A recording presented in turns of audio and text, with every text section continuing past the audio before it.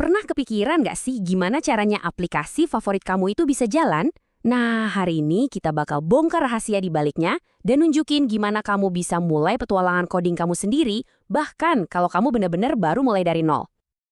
Coba deh bayangin, waktu kamu tap layar atau klik mouse, rasanya kayak ada sulap yang terjadi kan? Tapi ini bukan sulap, ini sesuatu yang jauh lebih keren. Dan rahasianya adalah setiap game, website, dan aplikasi itu ditenagai sama serangkaian instruksi yang namanya kode. Anggap aja ini kayak resep rahasia yang diikuti komputer buat ngelakuin semua hal-hal luar biasa itu. Nah, kabar baiknya, kamu juga bisa belajar nulis resep-resep ini. Dalam beberapa menit ke depan, kita bakal bahas dasar-dasarnya dan nunjukin langkah pertama kamu buat jadi seorang coder. Oke, yuk kita langsung mulai aja. Mulai belajar coding itu kayak memulai sebuah petualangan. Nggak ada satu jalan yang paling benar, tapi ada dua titik awal yang populer banget yang bakal kita bahas. Scratch dan Python, masing-masing punya cara belajar yang unik. Disinilah pilihan pertama kita. Di satu sisi ada Scratch, yang visual banget. Kamu nyusun kode kayak balok Lego. Ini cara yang asyik banget buat ngerasain logikanya tanpa pusing mikirin salah ketik. Terus di sisi lain ada Python yang basisnya teks. Di sini kamu beneran ngetik perintahnya. Mirip kayak belajar bahasa baru, bahasa yang sama yang dipakai sama para profesional di Google dan Netflix. Nggak peduli kamu pilih jalur yang mana, ada 3 konsep dasar yang jadi pondasi dari hampir semua bahasa pemrograman. Kalau kamu kuasai 3 ini, kamu udah di jalan yang benar buat ngerti cara kerja coding. Pertama, kita punya variabel. Bayangin aja ini kayak kotak penyimpanan buat program kamu. Di sebuah game, variabel bisa nyimpan sisa nyawa karakter kamu.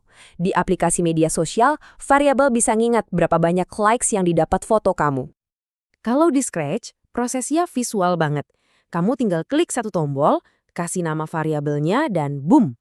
Kamu langsung punya kotak baru buat nyimpen informasi. Gampang banget dipahami.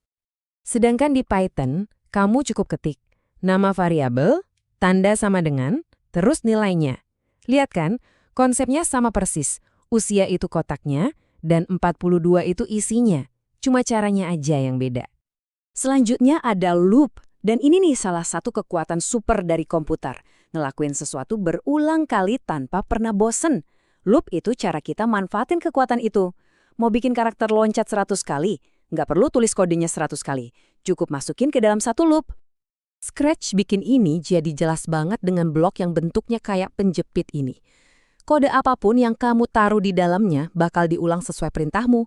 Simple, kuat, dan sangat visual. Kalau di Python, kamu pakai perintah kayak for. Mungkin kelihatannya sedikit lebih rumit, tapi fungsinya sama persis. Ngasih tahu komputer buat ngulangin instruksi berikutnya beberapa kali. Sekali lagi, logikanya sama, cuma tulisannya aja yang beda. Konsep inti terakhir kita adalah kondisional.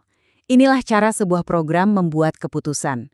Ini adalah otak dari kode kamu, yang bikin programnya bisa bereaksi beda-beda tergantung situasinya. Di Scratch, blok jika maka punya slot berbentuk wajik tempat kamu ngasih pertanyaan. Misalnya, apakah skor pemain lebih dari 10?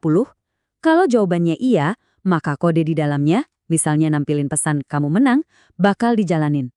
Nah, di Python, kamu pakai perintah if. Perintah ini ngecek apakah sebuah kondisi, di contoh ini, apakah nilai di variabel usia kurang dari 18 itu benar. Kalau iya, blok kode berikutnya bakal dieksekusi. Ini adalah dasar dari pengambilan keputusan di hampir semua program yang pernah ada. Oke, jadi kita udah punya variabel, loop, dan kondisional. Mungkin kedengarannya agak abstrak ya, tapi yuk kita lihat gimana 3 hal ini bisa jadi sesuatu yang benar-benar keren. Disinilah semuanya jadi nyata. Kamu nggak perlu tahu semuanya tentang coding buat mulai bikin sesuatu. Cuma dengan 3 konsep inti ini aja, dunia baru penuh kemungkinan udah kebuka. Kamu bisa banget mulai bikin game interaktif sekarang juga. Coba deh kita pikirin. Di game tebak angka, kamu butuh variabel buat nyimpan angka rahasianya, loop buat terus-terusan nanya tebakan ke pemain, dan kondisional buat ngecek tebakannya ketinggian, kerendahan, atau pas. Nah, kan? Kamu udah tahu cara bikinnya? Dan ini nggak cuma soal game loh, logika yang sama persis bisa bikin kamu jadi seniman digital, pakai kode sebagai kuas kamu. Python punya sesuatu yang seru namanya Turtle. Anggap aja ini kayak pena robot yang bisa kamu perintah. Kamu bisa suruh dia maju 50 langkah, terus belok kiri 90 derajat. Ulangi itu 4 kali. Nah kan, itu loop. Dan kamu baru aja gambar sebuah kotak. Kamu lagi bikin seni visual pakai perintah teks. Keren, Kak? Oke, kita udah lihat dasar-dasarnya. Tapi coba kita mundur sedikit deh, karena skill yang baru kita sentuh ini sebenarnya jauh lebih besar daripada sekedar nulis kode. Ini dia, poin paling pentingnya. Belajar coding itu sebenarnya belajar cara berpikir yang baru. Ini ngelatih otak kamu buat mencahin masalah yang rumit, jadi bagian-bagian kecil yang gampang diurusin. Itu tuh skill super yang berguna di mana aja, jauh di luar dunia komputer.